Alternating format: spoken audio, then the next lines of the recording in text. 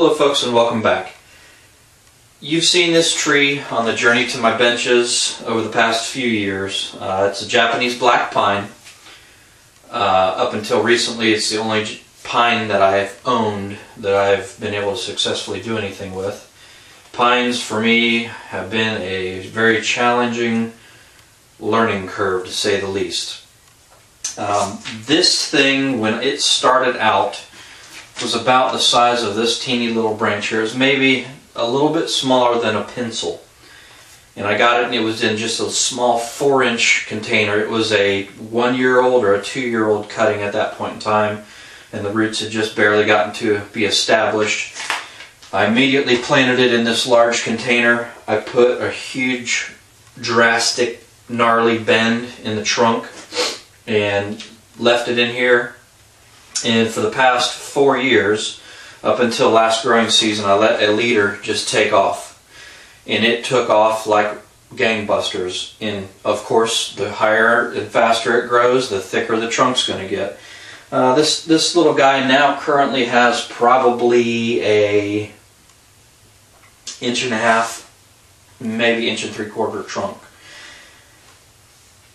When I selected this pine tree, all these lower branches were on the tree already, and I did my best to do whatever it took to keep these lower branches on this tree, because I always knew that this tree eventually was going to become a shohin. I love large, thick-trunked trees.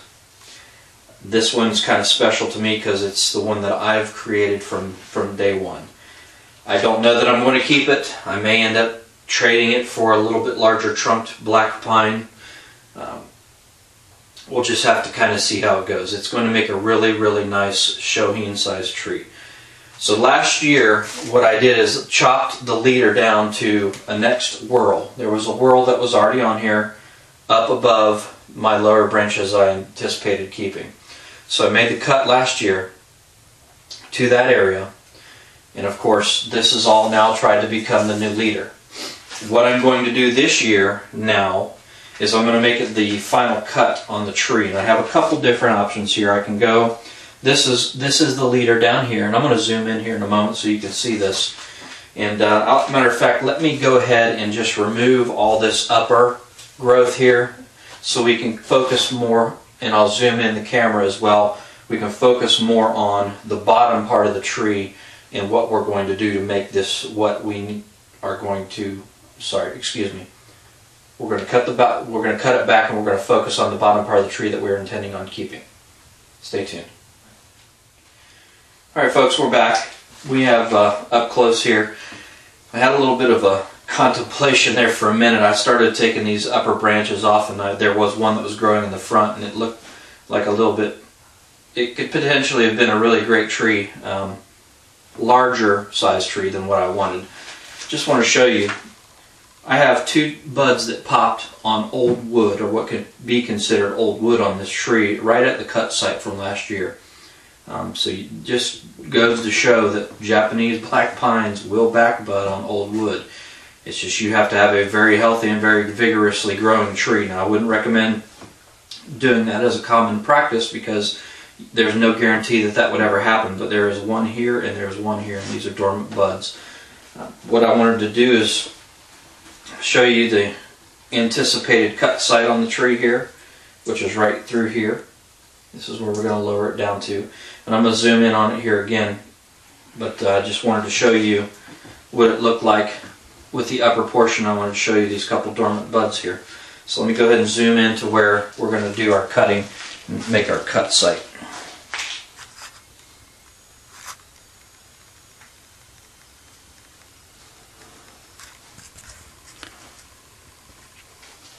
Alright. Now, of course, with everything, since I have an upper branch and a lower branch in the rear to work with, instead of doing a flat cut like you see on there currently, I'm going to be doing a diagonal cut. And where we're going to be making this diagonal cut, of course, this branch here is our new apex. Now we could kind of come across here and utilize this branch here, if you can see it as a new back branch. which is this one here. But I don't think that's going to give me enough taper. So I'm actually going to be cutting back to this branch here. This branch is going to be the new back branch. And it's going to be a pretty long tapered cut from here to there.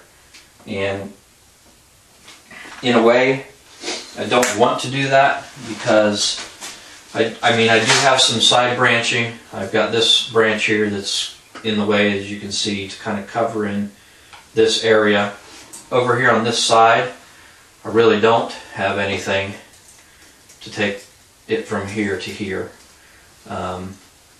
You know, with the way it back butted, I may get something pop there, and then again I may not. So I've got to plan and strategize to the point where I'm not going to get any back branching there. Now, of course, this back branch that's here currently does have some ramification on it already. I've got the main leader that's coming out, and I've got two side shoots. So I could, seeing as how this is an evergreen tree, train one of these side shoots to fill in this area, which is probably what's going to end up happening. And then that way, as this wound heals and we grow ramification up through here, we'll be able to disguise that cut site. Here is the current front of the tree as I see it now. And I just wanted to show you the amount of lower branching that we have on this tree. I mean, it's just tons. And you can see actually where I put the bend in the trunk. I mean, it was a very severe bend right at the very bottom of the tree. And it comes this way and then back up. And it's important to do that while the tree's small. And I did a technique just like I do with the trident maples, where I allowed the bark to dig in order for it to set itself in place.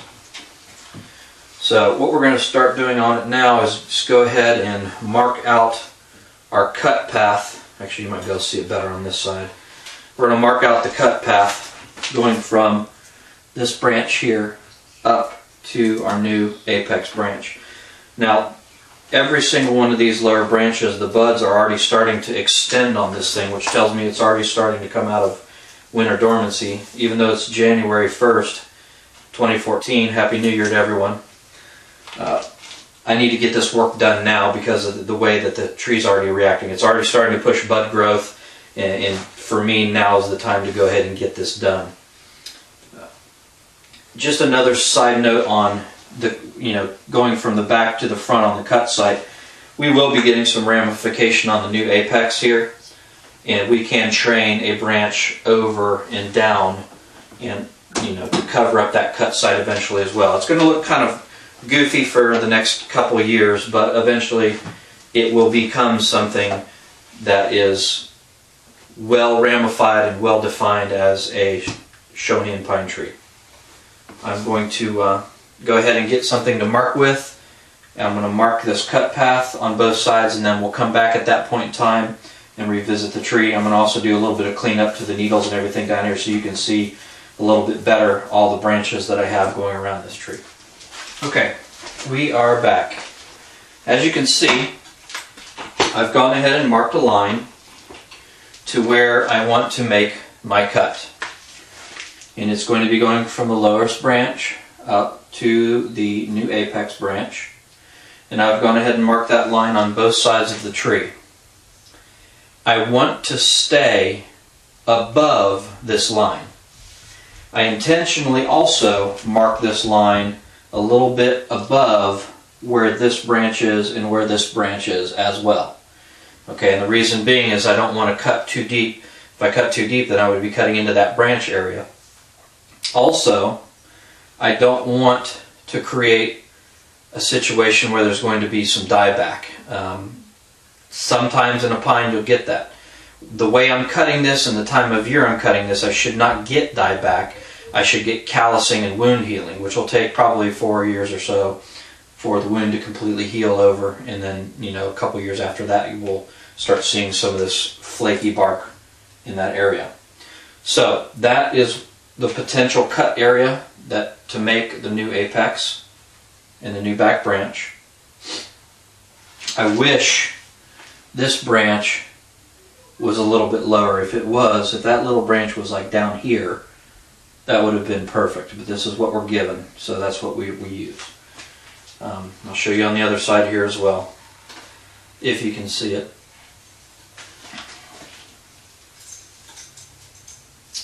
There's the cut line on this side as well.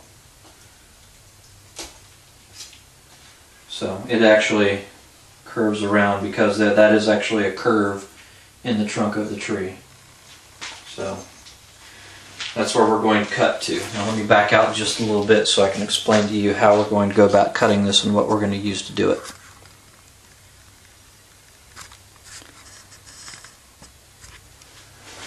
Okay.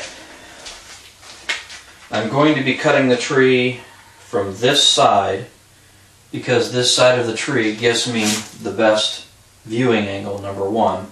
However, while I'm cutting, I'm going to be looking at both sides to make sure that I'm cutting along the line that we've drawn, so we're going in the correct direction. Now, what I typically use is a Silky Gumboy saw. It's a 240 millimeter. I do 90% of my cutting with this, and I'm going to be doing the majority of the cutting on this tree with this saw as well. However, when I get to a point on the tree where I need to do a back cut or something along those lines, I also have this little Kaiku saw, and I'll show you the difference between the two. This is just for hogging things off. You can see the teeth on this thing are large and they're ultra sharp, and this is just for removing lots and lots of material. This saw is a little different. It's got really fine teeth and it's a really small saw compared to the Kaiku. You can see the blade size is considerably different between the two of them. This is for more intricate, delicate areas where you've got to be really precise. This one I've noticed also has a tendency when you're sawing, if you got a branch that you're wanting to save that's growing out here and you're sawing it, eventually if you're not careful you'll saw that branch right off. So this is for like making main cuts or sawing off large branches off the sides of trunks and things like that. It's just for rapid material removal. We are going to be using this though to do some of the cutting, but we're going to finish off the back cut, which is at the back of the tree by the branch, with this small one. Not only are we going to do that, but before we go just hogging through this, what will happen is I'm going to have to put pressure backwards on this to keep the saw gap open and not closed, because it'll pinch up on the saw and everything will bind up. So I'm going to be putting backward pressure on this old trunk, so it's going to constantly want to open and open and open and open while I'm sawing it. What can happen a lot of times is you'll get to a point and it'll just let go. And what I've seen a lot of folks do is if they don't put a back cut or a stop cut back here, it can rip all the way down the tree and also rip this branch off. So the first thing we're going to do is do that back cut, and we're going to use a small saw to do that. So we're going to come in here, and it doesn't have to be a whole lot. It doesn't have to be anything extravagant. We just have to get through the cambrium layer. That way we know there's not going to be any issue if this branch decides to snap. It's not going to affect anything back here. So, and you only need to go, I don't know, ½ inch, quarter of an inch into the tree. There, that's sufficient for our back cut. That's a huge thing, especially when you're working with smaller trees or doing an intricate removal of an apex or removing down to an apex. Is you always want to make that back cut. That helps control if anything happens while you're putting pressure up here. Alright, now that that's done, that's pretty much what we needed this small saw for. So we're going to go ahead and put this right here and get started on the main cut. And actually I'm going to let you guys see this side of the tree. I'm actually going to cut from the back side of the tree initially.